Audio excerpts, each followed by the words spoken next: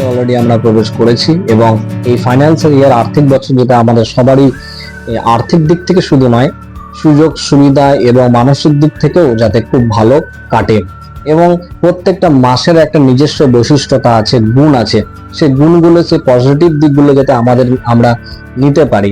এবং আমরা জানি অনেক মানুষ স্ট্রাগল করছে, অনেক মানুষের অনেক সমস্যা রয়েছে, তারা অনেক সমস্যার সম্মুখীন হচ্ছেন, কিন্তু সময় তো সবার সমান যায় না, খারাপ সময়ও সমান যাবে না, ভালো সময়ও সমান যাবে না।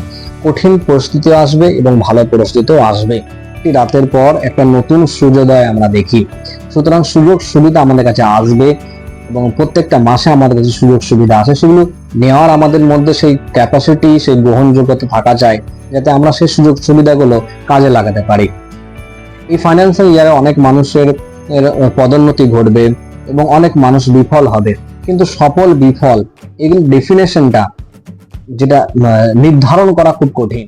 যখন আসবে সফলতা এবং বিফলতার প্রশ্ন, তখন আমরা সেই ছোটখাটো সফলতা বিফলতার সম্বন্ধে আমি আলোচনা করছি না। আমি যেটা বলছি সেটা হচ্ছে জীবনে যেটা একটা অ্যাচিভমেন্ট করা, সেই অ্যাচিভমেন্ট এবং অ্যাচিভমেন্টটা না করাকে আমি বিফলতা বলছি।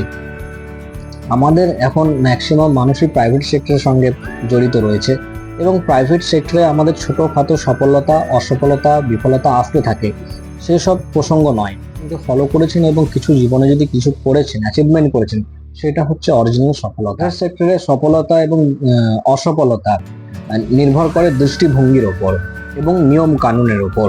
সুতরাং আপনি যতক্ষণে একটা সীমার মধ্যে বন্দি থাকছেন, আপনার মধ্যে সিচুয়েশন কাজ করছে, একটা মুহূর্তের কাজ করে, একটা অ্যাটমসফিয়ার অনেক বেশি ইম্পর্টেন্ট আপনার সফলতার পেছনে, এবং যাদের সঙ্গে কাজ করছেন তাদের সঙ্গেও যে সংঘটা, সেটাও খুব ইম্পর্টেন্ট।